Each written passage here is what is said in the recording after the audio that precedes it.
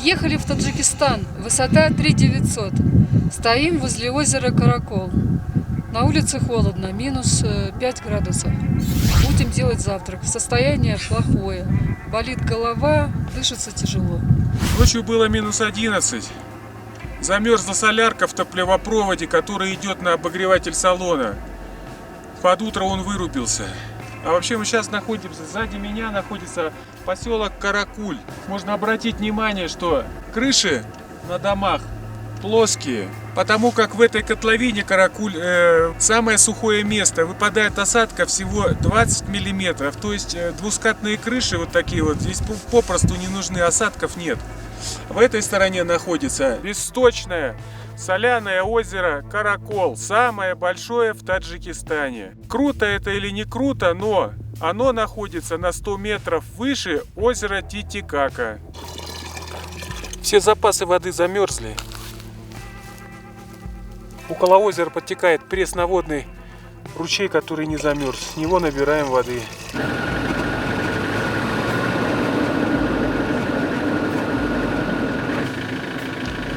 Высота 3900. Мы не успели пройти адаптацию. Ощущается нехватка кислорода, поэтому кружится и болит голова.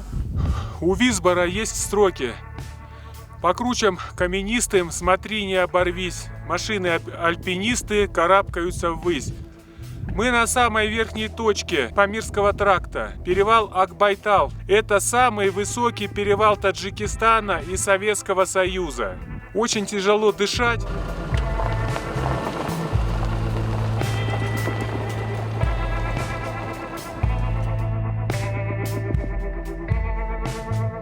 Рангкуль – высокогорное пресное озеро на Памире, расположенное на высоте 3784 метра. Рядом расположено озеро Шаркуль, которое более похоже на небольшое болотце.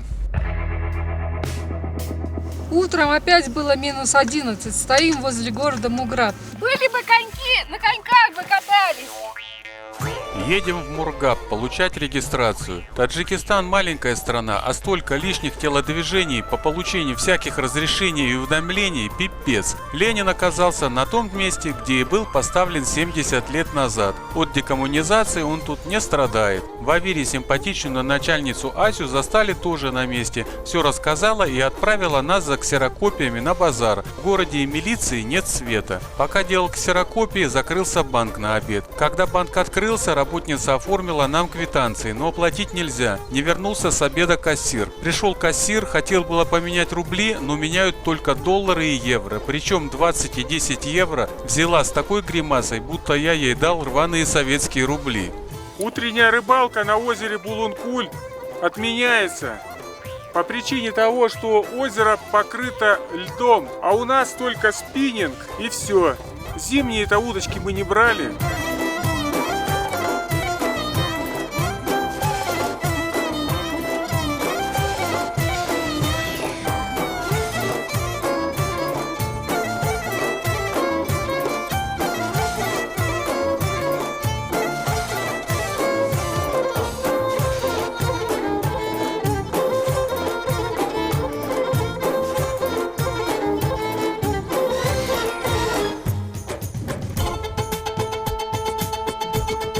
Яшелкуль – подпрудненное озеро на Южном Памире, расположенное на высоте 3734 метра. Занимает площадь 36 квадратных километров, глубина достигает 50 метров. По пути остановились у горячего источника, на поверку который оказался всего лишь еле теплым, не более 20 градусов, но все равно от безысходности помылись под легкий перестук зубов.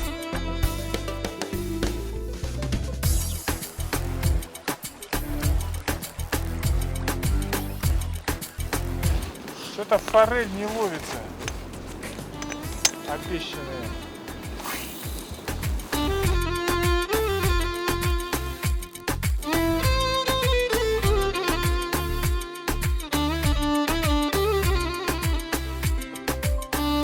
В конце озера Яшелкуль установлен регулируемый водосброс для поддержания уровня реки Гунд, которая питает город Харо. Дежурят два механика, за которыми присматривает кот.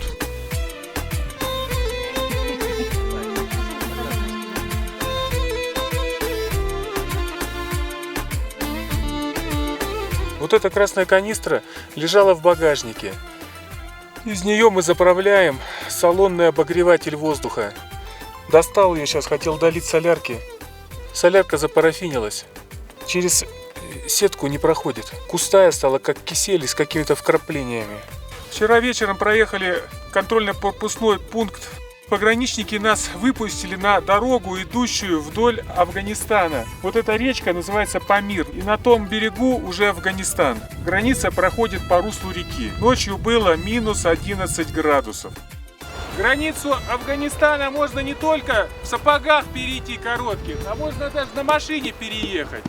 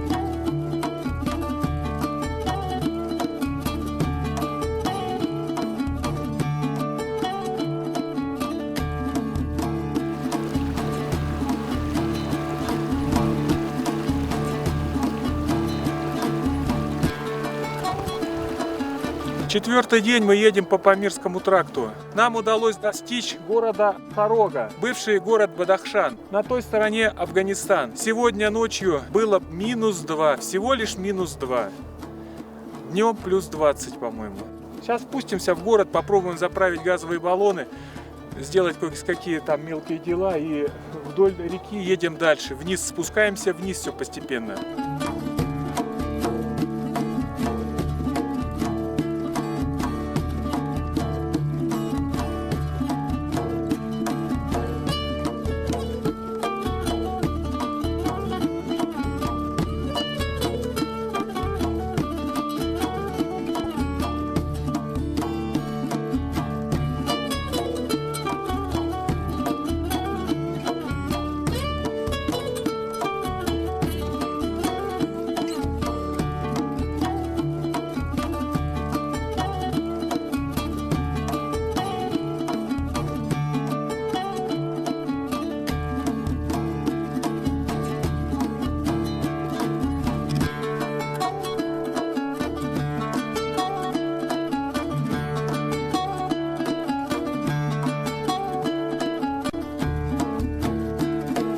Вчера выехали из города Хорог, заправившись там 30 литров солярки по 42 рубля. И продолжили свое движение по Памирскому тракту. Видов особо-то никаких. Берега река, коричневые горы. Постоянно проезжаем какие-то поселки, стемнело, и мы продолжили свое движение по темноте.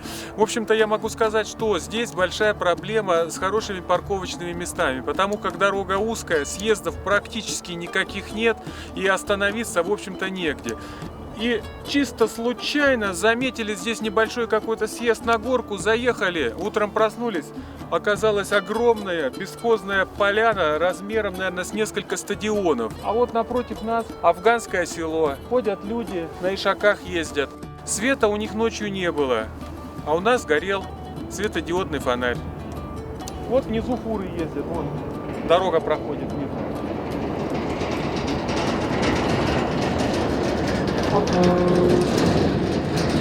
Еще посигналил. А что, все знают, что вот моторники уже заканчивают свой 3-й месяц экспедиции, все отчеты читают, смотрят, уже водители фур сигналят, дети приходили тут, поздравляли нас с праздником. Вот такие у нас дела.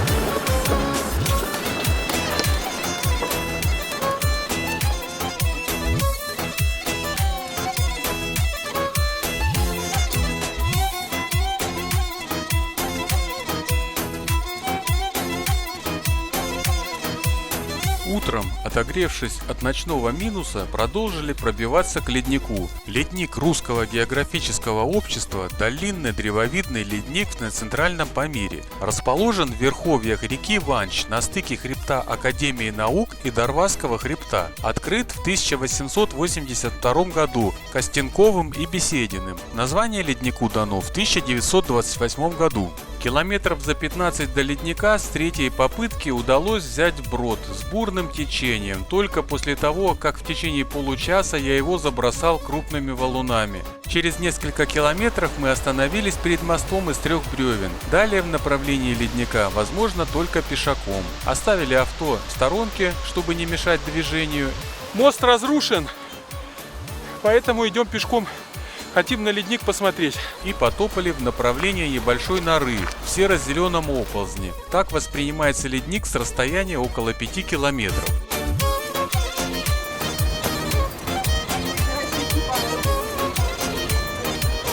Вчера целый день ехали, 85 километров проехали. Сегодня с утра 2 часа ехали, километров 15 проехали. И 2 часа еще шли сюда, до ледника. Любуйтесь. На ту сторону возможности перейти нету, так как река разлилась. Издалека вот эта нора казалась небольшой. На самом деле ее высота около 9-10-этажного дома.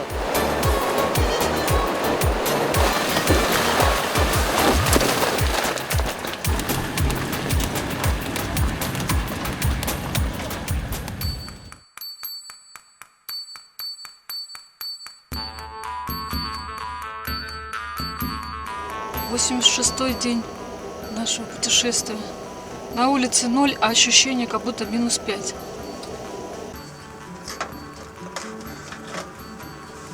Вышло солнышко и уже потеплело.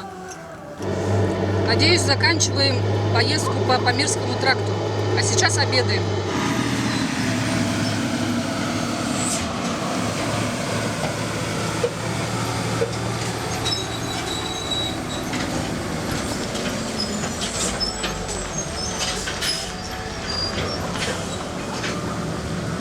Салом, говорю, вы же понимаете салом?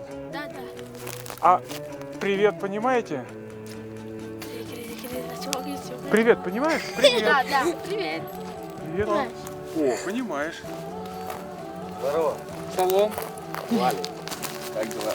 О, вот хоть один нормальный. Не кричи hello. Из Калининграда. А мы уже едем, уже нам где-то надо продлить эту бумажку. Виза, что ли? Да не виза, нам этот ввоз на машину уже оформляют здесь. 2 недели. А мы у нас уже, по-моему, дней 10-12 где. Ну, вот я могу только здесь показать. О.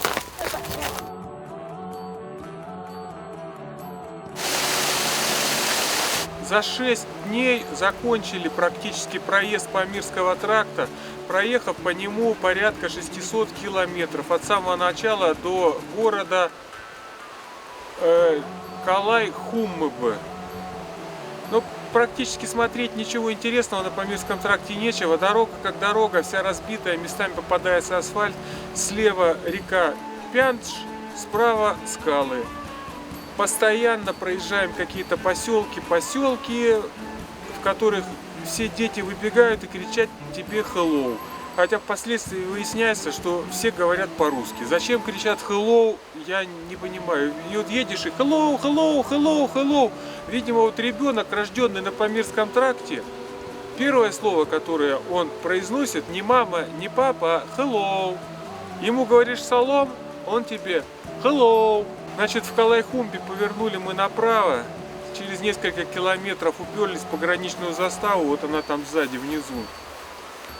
На заставе нас полчаса требовали визу. Визу давай, визу давай. Сбегал в будку, принес образец на бумаге англичанина какого-то с визой. Так я ему же говорю, ты ж смотри, это же англичанин, а у меня-то паспорт чей? Россия. Какая виза россиянину нужна? Иди узнавай. Через 10 минут вернулся, отдал паспорта, ничего не сказал, открыл шлагбаум, мы поехали. Хотели остановиться около этого самого пограничного поста, там немножко интернет ловил. Выбежал офицер, говорит, здесь нельзя стоять нигде, здесь пограничная зона, езжай выше. Я говорю, выше там шлагбаум будет? Да, там шлагбаум будет, выше выйдешь, и там будет площадка, остановишься. Выше проехали, никакого шлагбаума нету здесь. Они, видимо, не в курсе, что выше шлагбаума-то у них нету. Его или унесли, или они выше просто ни разу не поднимались, а всю службу несут ниже поста. Заночевали около столбов с линиями электропередач. Ночью было довольно тепло в этот раз, +2. Сейчас мы едем в направлении Душанбе через перевал Хабуработ. 3200 метров. Все, что увидим, покажем. Заправляться на Памирском тракте безбоязненно можно только в городе Хароге. В остальных местах по дороге попадаются какие-то грязные, заляпанные, такие чумазые баки, пластмассовые, металлические, такие же вот огромные, из-за цинковки воронки. Все такое грязное, пыльное, что даже рядом проезжать стрёмно, не то, что там это заливать в бак. Магазины присутствуют. Ни в один не заходили, но видно, что ассортимент у магазина, скорее всего, это гвозди, мука, соль и, наверное, спички в некоторых есть. В Калайхумбе зашли в супермаркет, карточки не принимают, где банкомат никто не знает. Ассортимент в магазине, ну, вроде что-то есть. Молоко один вид российского, сметаны нет. Кефир 0,5%, дизель заглох. По какой причине заглох дизель, непонятно, завелся сразу. Заправлял сейчас я из запаса, значит, 40 литров залил. У нас с собой был запас около 150 литров солярки, то есть полностью нам хватало на прохождение Памирского тракта до города Душанбе. Я думаю, что мы до Душанбе доедем и там уже спокойно заправимся по карточке.